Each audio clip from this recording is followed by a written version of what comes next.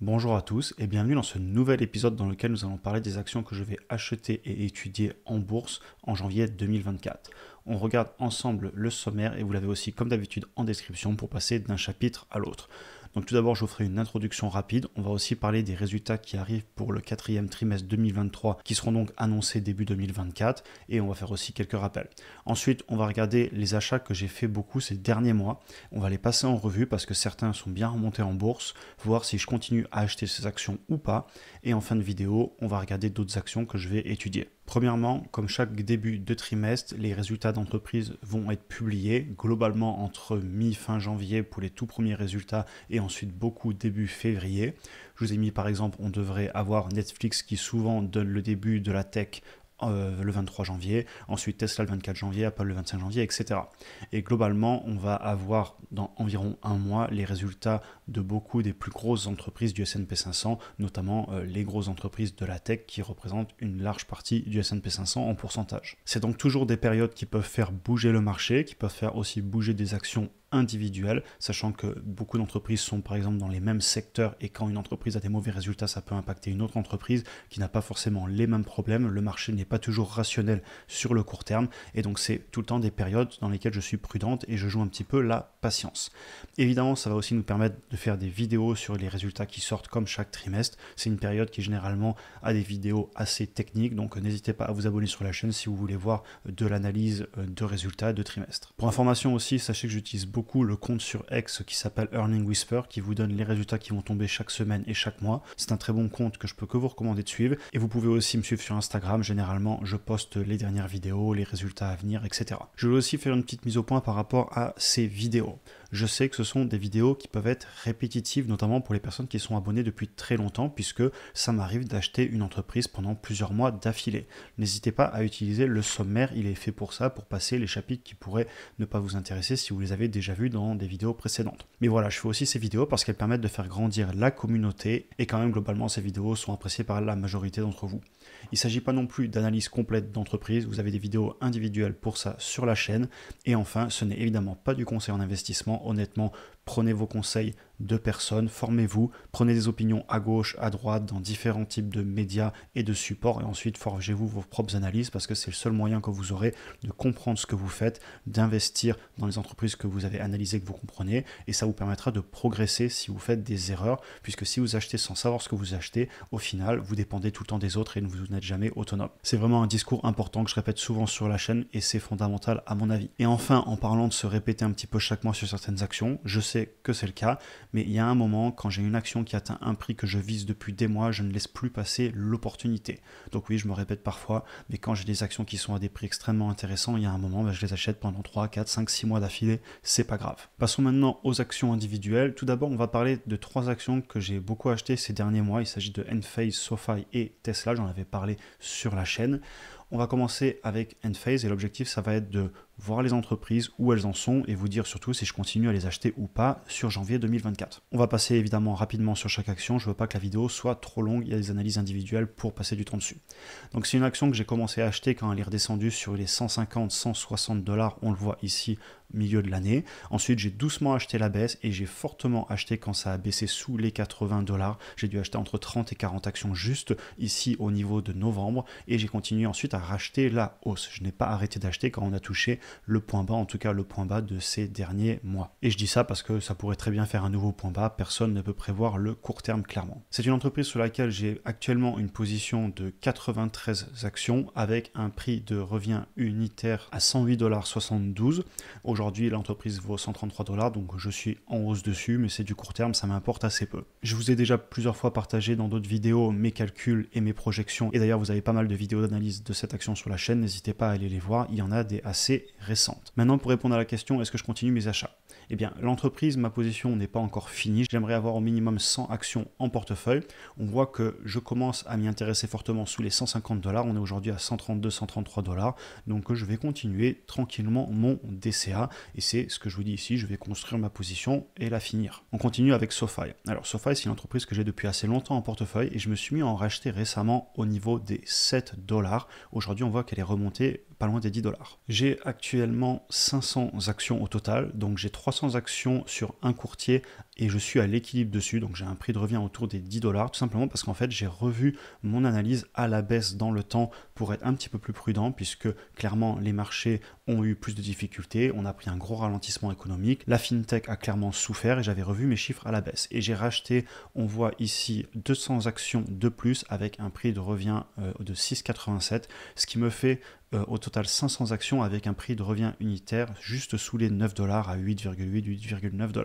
À savoir que c'est une action que j'aime acheter aujourd'hui autour des 7 $. Ce qui pourrait se passer dans le futur, c'est que je vais continuer à construire ma position sur le courtier sur lequel j'ai 200 actions et peut-être que dans 1 an, 2 ans, 3 ans, si l'entreprise venait à exploser, je pourrais doucement retirer un petit peu d'actions de l'autre courtier pour rééquilibrer ma position. Ça, on verra, ce sera peut-être dans plusieurs années. Donc pour répondre à la question est-ce que je continue à en acheter, on voit ici dans mon tableau de suivi que j'aime m'y intéresser autour des 7 $. Aujourd'hui, elle est à 10 $, donc je vais patienter. Je pense que je vais attendre les résultats qui vont tomber sur le 4e trimestre 2023 et ils seront donc publiés en janvier ou février 2024. Et puis après, j'aviserai voir ce que fait l'entreprise. Mais pour l'instant, je vais être patient. On continue avec Tesla. Tesla, c'est une entreprise que j'ai depuis assez longtemps en portefeuille. Mes toutes premières actions ont plusieurs centaines de pourcents de gains et j'ai continué à acheter la hausse. J'aurais pu m'arrêter, mais au final, je me serais retrouvé avec une toute petite position. Donc, j'ai continué à acheter tant que le prix me convenait. Au niveau de ma position, j'ai 93 actions. On voit que j'ai 26 actions sur un courtier avec un prix de revient moyen à 165 $. Et j'ai ensuite 67 actions sur un autre courtier avec un prix de revient moyen autour des 220 $.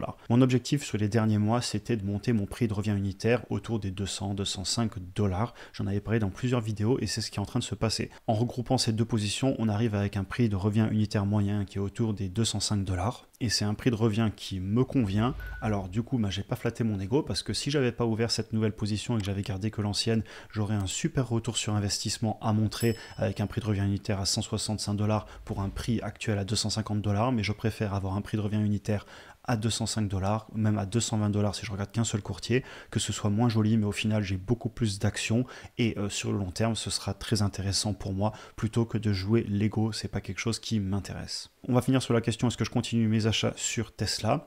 Alors, ce que je vais faire, c'est que je vais mettre à jour mes chiffres. On va notamment recevoir les livraisons pour le 4e trimestre. Ensuite, on aura les résultats de l'entreprise. Et je vais aussi de façon plus globale retravailler mon analyse parce qu'il y a d'autres secteurs de l'entreprise que je n'ai pas encore pris en compte. Personnellement, pour l'instant, je regarde les activités qui rapportent déjà du chiffre d'affaires. Mais on a du potentiel sur de nouvelles activités qui aujourd'hui n'ont pas de chiffre d'affaires. Et j'aimerais revoir un petit peu plus en détail mes chiffres. Ça va prendre du temps, je vais déjà attendre les résultats. Et donc actuellement, j'ai une position qui me convient. Je vais peut-être racheter quelques actions juste pour monter à 100 actions, ce qui me permettra d'avoir un chiffre rond et peut-être dans le futur, pourquoi pas faire des contrats. Et puis c'est des stock splits, faire encore plus de contrats d'options sur le très long terme, on verra. Mais globalement, je vais remettre à jour mes chiffres avant de décider d'en acheter beaucoup plus. On va maintenant passer sur d'autres actions que je pourrais me mettre à étudier. Et d'ailleurs, en parlant d'étudier les actions, une fois que j'ai trouvé les prix qui pourraient m'intéresser, ici, je vous ai mis évidemment qu'une ligne du tableau qui me permet de suivre tous mes prix d'achat, mais je remplis ce tableau et au fur et à mesure, quand j'ai des prix qui viennent à des niveaux qui m'intéressent, eh bien, je commence à me réintéresser aux entreprises et ça me permet de suivre facilement toutes les entreprises qui pourraient m'intéresser. Donc, au niveau des autres actions, d'abord, quelques rappels. Tout d'abord, je tiens à le dire, je ne veux pas cacher que c'est plus difficile de trouver des affaires en ce moment. Pour moi, je suis d'accord et je pense que c'est le cas pour vous aussi. Vous avez été beaucoup à me le dire d'ailleurs par message sur Instagram. Et certains parmi vous d'ailleurs m'ont partagé des actions qui les intéressent et je vais les travailler. Sachez aussi du coup que je vais les partager dans cette vidéo et ça permet de regrouper les idées de la communauté sur une vidéo et on peut ainsi partager à tout le monde des idées d'entreprise à analyser. Je pars aussi du principe qu'en cherchant et en étant patient, on va finir par trouver.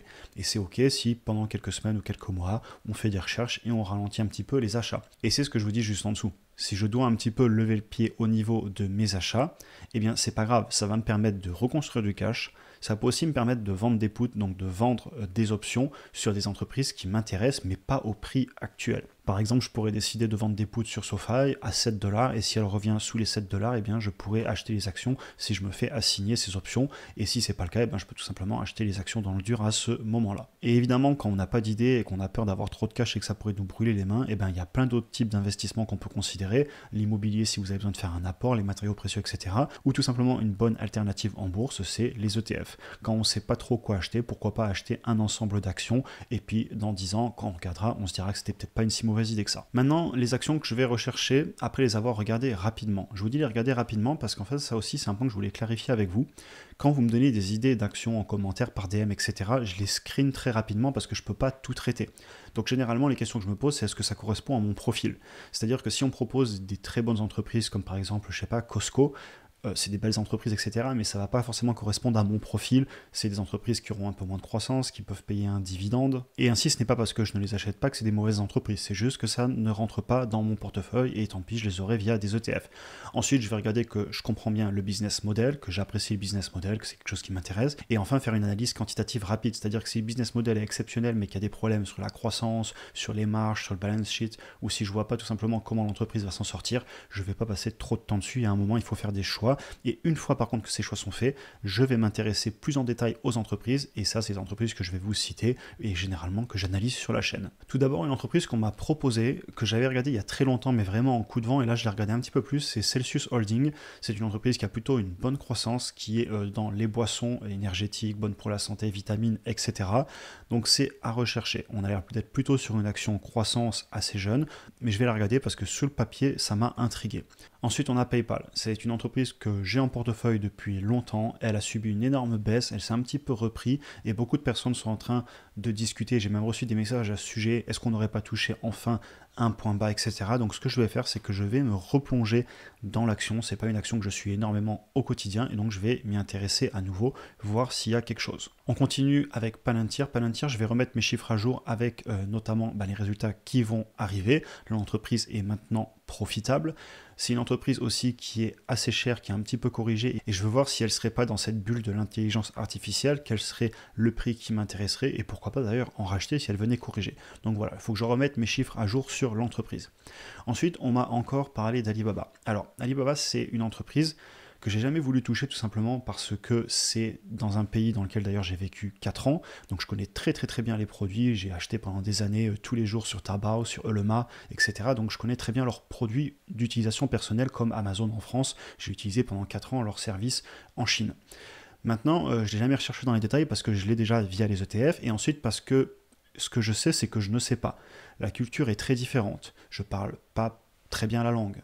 J'ai conscience que c'est des entreprises extrêmement dures à analyser pour moi avec mon esprit occidental. Donc je vais être prudent, mais on m'en parle tellement que je vais quand même aller la regarder. Et enfin, comme je vous le disais, on m'a donné d'autres idées, et d'ailleurs merci, et n'hésitez pas à continuer à le faire, et je vais déjà commencer avec celle-ci, ça va me faire du travail, et dans le futur, pourquoi pas traiter de nouvelles entreprises. Ça ne veut pas dire que je vais faire une vidéo sur chacune de ces actions, je fais 8 vidéos par mois, donc je pourrais peut-être pas le temps de faire 4 analyses complètes, sachant qu'il faut aussi que je fasse les vidéos sur d'autres sujets qui peuvent m'intéresser, comme l'économie, il faut aussi traiter les résultats, etc. Donc on verra. C'est pas parce que je vous les mets ici que je vais en parler. Par contre, s'il y en a une que je venais à acheter, où je voyais quelque chose vraiment de fondamental et d'important pour moi par rapport à la chaîne à partager, eh bien je le ferai.